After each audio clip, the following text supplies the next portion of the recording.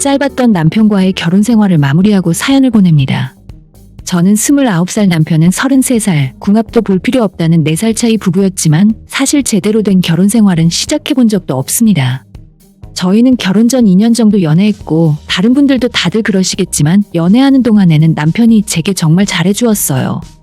그 다정한 모습에 저도 깜빡 속았고 결혼한 뒤에도 남편에게는 오직 제가 1순위일 거라 믿었지만 혼인신고 올리고 같이 살자마자 완전 180도 변해버린 모습에 길게 끌 거 없이 빠르게 이혼해버렸습니다. 결혼식은 오는 10월에 하기로 예정되어 있었지만 신혼집 문제 때문에 혼인신고를 먼저 하게 됐어요. 지금 생각해보면 절대로 하지 말았어야 했고 그쪽 사정이 어떻든 간에 무조건 거절했어야 하는데 과거에 제가 너무나도 후회스럽습니다.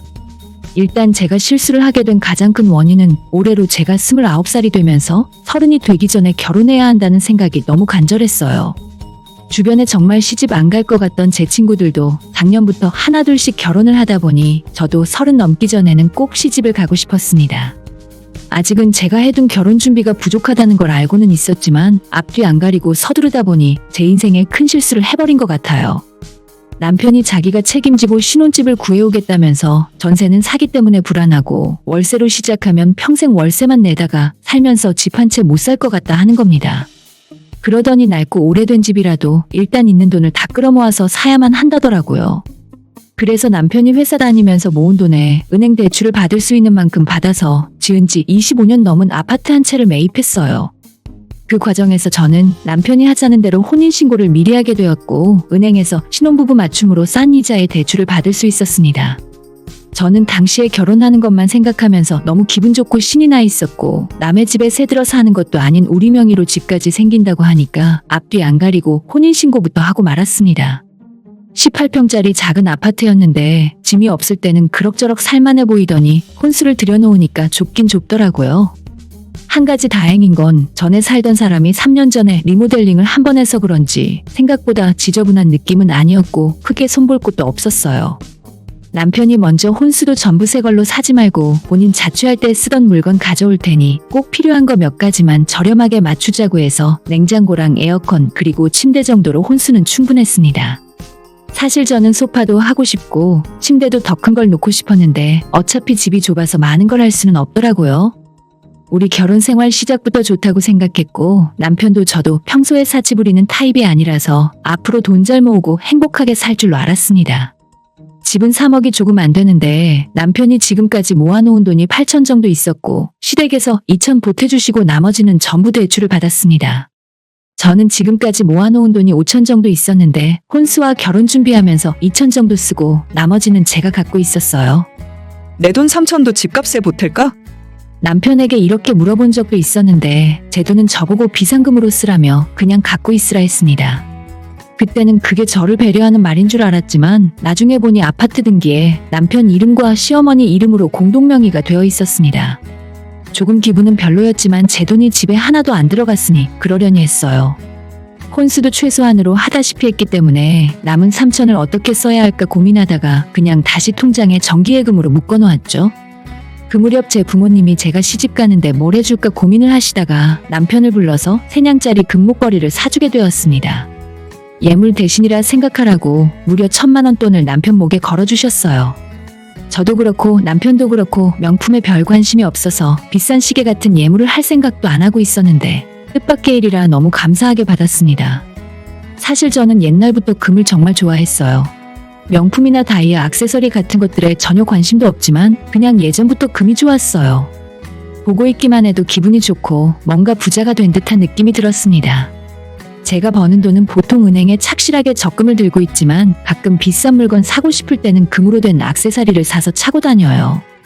비싼 음식은 먹을 때만 좋고 나중엔 사라져버리고 백화점에서 좋은 옷이나 명품 가방을 사도 언젠가는 유행 지나면 입기 힘들어지고 시간이 지날수록 가치가 떨어지는 게 싫었습니다. 심지어 변하지 않는다는 다이아조차 살 때 가격과 팔 때 가격이 너무 다르죠.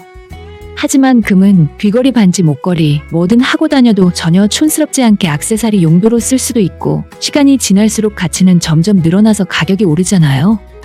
그래서 저도 금을 좋아하고 부모님이 남편에게 예물로 금목걸이를 사줬을 때도 제가 다 기분이 좋았습니다. 부모님과 종로 금은방에서 남편의 목걸이를 맞췄고 같이 저녁을 먹은 뒤에 집으로 돌아왔어요. 아직 결혼식은 올리진 않았지만 어차피 신혼집이 있으니 남편과 같이 살고 있었는데 집에 돌아오자마자 남편이 금목걸이를 보며 이렇게 말을 하는 겁니다. 세냥짜리 금목걸이는 처음 목에 걸어보네. 1년 정도 잘 차고 다니다가 내년에 우리 엄마 환갑 때 선물로 줘야겠다. 두 냥은 엄마 목걸이로 바꾸고 한 냥은 엄마 팔찌로 만들어달라고 해야지.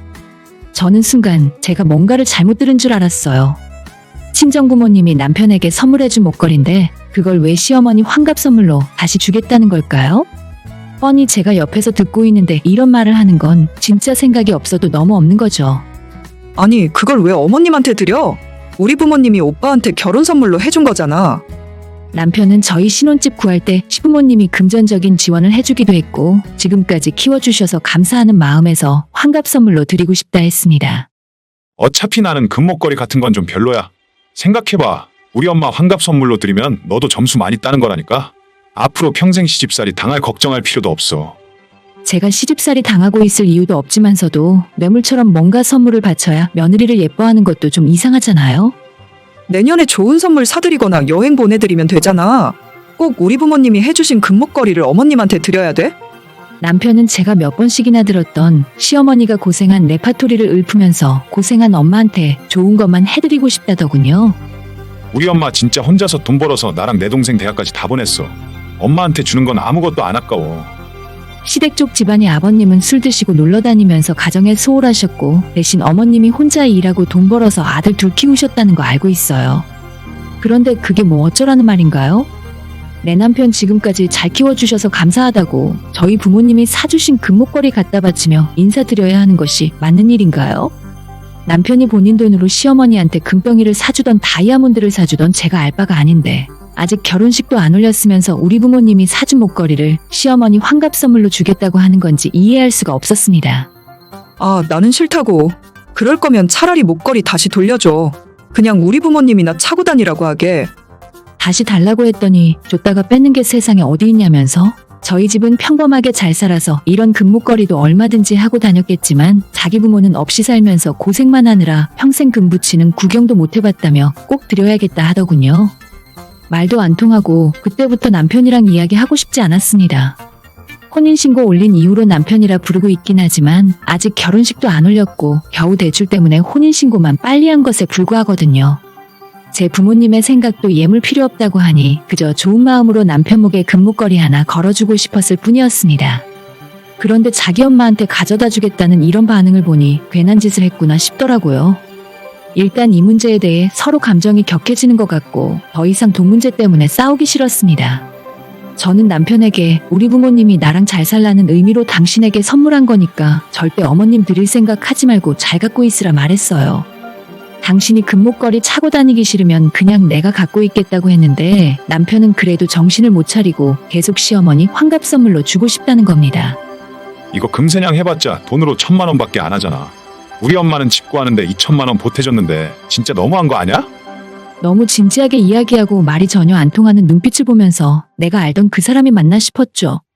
남들은 결혼할 때 친정에서 비싼 시계를 예물로 한다는데 저희는 그게 필요 없으니까 금목걸이로 대신 했을 뿐이잖아요. 꼭 이 와중에 시댁에서 얼마 보탰다는 그 말을 해야 하나 싶었어요. 그럼 나도 어머님처럼 이 집에 2천 보탤게. 대신에 이 집 공동명의에 내 이름도 올려줘. 돈 이야기를 하니 저도 돈 이야기로 받아쳤는데 남편이 그건 말도 안 되는 소리라며 딱 잘라 거절하더군요. 저도 더 이상 이 문제로 말다툼 하기 싫어서 입을 다물었어요. 그래도 제가 포기한 건 아니고 남편이 말도 안 되는 소리를 자꾸 하니까 크게 싸우게 되는 것이 싫을 뿐이었어요. 절대 시어머니한테 목걸이를 거저드릴 생각은 없었고 차라리 결혼이고 뭐고 다 없던 일로 하고 때려치우고 싶었죠. 그 뒤로 서로 기분 나빠서 한동안 말도 안 하고 지냈습니다. 저희 연애할 때는 남편이 이 정도로 효자인 줄도 몰랐거든요. 데이트하다가 엄마한테 전화 오면 귀찮다며 받지도 않았고 제가 어머님 생신 언제냐고 물어봐도 날짜도 기억 못하는 사람이었습니다. 어머님 댁이 회사랑 그렇게 멀지도 않으면서 엄마랑 같이 살기 싫다며 굳이 회사 근처에 자취방까지 얻어놓고 밖에서 살던 사람이었죠. 남편이 이전부터 그렇게 효자였으면 훨씬 더 잘했을 텐데 왜 갑자기 저랑 결혼한다니까 태도가 달라지는지 이해할 수가 없었습니다. 제가 지난 2년 동안 지켜보면서 효도다운 효도하는 꼴을 한 번도 못 봤는데 이제 와서 자기 엄마한테 미안한 마음이라도 들었는지 왜 이렇게 변해버린 건지 모르겠어요. 정환갑 선물을 제대로 하고 싶으면 본인 돈으로 할 것이지 왜 저희 부모님 돈으로 금목걸이 선물을 하려는 건지 진짜 생각할수록 어이가 없고 화가 났습니다. 제가 혹시라도 생각을 잘못한 건가 싶어서 주변 사람들에게 지금 이 상황을 설명하고 시어머니 환갑 선물을 우리 부모님이 주는 게 맞냐고 물어보니까 다들 제 이야기 듣더니 남편 보고 미친놈이라고 해요. 처갓집에서 받은 선물을 자기 부모 주는 놈이 세상에 어디 있냐면서요. 아직 결혼식도 안 올렸으니 지금 헤어지게 되면 이혼이라고 하는 것이 맞는지도 모르겠고 주변 사람들한테 올가을 결혼식 올린다고 청첩장까지 다 돌리고 대출까지 받아서 신혼집을 사놓은 마당에 막상 헤어지려고 마음먹으니 어디서부터 어떻게 해야 할지 막막하기만 했습니다. 친정부모님에게 이런 이야기를 했다가는 엄청 화내실 게 뻔한 일이라서 말도 못했고 남편과는 냉전으로 서로 대화도 잘 안 하는 상태로 시간만 계속 흘러갔어요. 그러다 시부모님이 같이 저녁 먹자고 집으로 오라고 하셔서 찾아갔었는데 저는 잘 됐다 싶어 그 자리에서 어머님께 직접 물어봤어요. 어머님, 오빠가 차고 있는 이 목걸이 보이세요? 저희 엄마가 오빠한테 선물해 준 건데 내년에 어머님 환갑 선물로 드리겠대요. 라고 말씀을 드렸더니 어머님께서 밥 먹다 말고 눈이 휘둥그레져서 금목걸이를 해주셨어? 나야 너무 좋지. 새냥이면 별로 두껍지도 않네. 나한테 딱이다. 라고 하면서 1초의 망설임도 없이 반기셨습니다. 보통 이런 상황에서 사돈 집안에서 해준 걸 다시 선물 드리려고 한다 하면 괜찮다고 거절하는 것이 정상 아닌가요? 남편부터 시작해서 집안 사람들 자체가 너무 뻔뻔하고 눈치라곤 전혀 없는 것 같았습니다. 사실 어머님께서 이런 반응으로 나오실 줄 예상하고 있었어요. 예전부터 제가 시댁 찾아갈 때 뭔가 선물을 사서 들고 가면 그렇게 반기고 좋아하면서도 정작 저한테 뭐 하나라도 해주신 적은 없거든요. 받기만 할 줄 알고 주는 법을 모르는 건 저 집안 식구들의 공통점이구나 싶었습니다. 저녁 식사를 하고 집으로 다시 돌아오는 길에 남편이랑 차 안에서 엄청 싸웠어요. 남편은 그런 이야기를 왜 엄마한테 하냐고 그냥 조용히 내년에 서프라이즈로 준비했다가 환갑잔치 할 때 드렸어야 한다며 그렇게 앞에서 말하면 자기 엄마가 부담스러워서 어떻게 선물을 받겠냐고 하는 겁니다. 부담? 웃기고 있네. 아까 너네 엄마 반응 못 봤어? 금목걸이라고 하니까 좋아서 입이 귀에 걸리시던데. 어차피 이걸 빌미로 싸우려고 한 거라서 저는 잘 됐다 싶어 하고 싶은 말 다 했습니다. 너는 효도하고 싶으면 너 돈으로 직접 하고 우리 부모님이 준 건 다시 달라 했어요. 자기도 그 말에 할 말이 없었던지 혼자 한참을 씩씩거리다가 집은 나랑 엄마 명의로 되어 있으니까 너는 앞으로 우리 집에 오지도 마. 라는 겁니다. 무슨 초등학교 다니고 있는 애들도 아니고 집이야 지 돈으로 얻었겠지만 그 안에 냉장고며 세탁기 에어컨까지 전부 내 거니까 저도 남편에게 절대 쓰지 말라고 했습니다. 유치한 사람이랑 싸우면 저까지 덩달아서 유치해지는 것 같더라고요. 한참 말싸움하다가 너무 짜증나고 화가 치밀어 올라서 친정부모님께 전화 걸었어요. 나 이 결혼 못할 것 같다고 남편이 이런 식으로 나오는데 내가 잘못한 거냐 물었습니다. 저는 솔직히 아빠한테 조금은 혼날 줄 알았어요. 결혼이 장난이냐고 서로 맞춰가며 이해하고 남편이랑 화해하라 하실 줄 알았는데 아빠는 저보다 더 크게 화를 내시면서 벌써부터 남편놈이 그딴 식이면 싹수가 노랗다며 앞으로 결혼 생활하는 내내 시부모만 챙기고 처가집안이나 저를 찬밥 취급할 게 뻔하니까 차라리 지금 끝내는 게 맞다고 하셨죠. 엄마도 옆에서 같은 생각이라 하셨고 끝낼 때는 끝내더라도 목걸이 사준 건 꼭 다시 돌려받아서 오라셨어요. 저는 남편에게 당장 가서 혼인신고 취소하자고 했습니다. 남편은 해볼 테면 알아서 해보라는 식이었고 다음날 구청 찾아가서 물어보니 그냥은 취소가 절대 안 되고 소송까지 하다 보면 절차가 생각보다 복잡한 것 같더라고요. 그냥 합의 이혼 절차 밟기로 했고 신혼집에 있던 살림살이는 며칠 후에 사람 불러서 전부 뜯어 부모님 댁으로 갖고 들어왔습니다. 남편 놈은 끝까지 자존심 부리면서 후회할 거라며 저보고 그런 정신머리로 어느 집에 들어가서 며느리 노릇을 하고 살겠냐 하더라고요. 마지막으로 금목걸이 다시 내놓으라고 했더니 처음 며칠 동안 제 말을 무시하다가 안 주면 신고하겠다 했더니 갑자기 잊어버렸답니다. 금목걸이 부담스러워서 차고 다니지도 않는 사람이 잊어버리긴 왜 잊어버려요? 다 끝난 마당에 구질구질하게 굴지 말고 빨리 내놓으라고 했는데 진짜 잊어버려서 없답니다. 진짜 없다니까? 내가 차고 나간 것도 아니고 집에 뒀는데 사라졌어.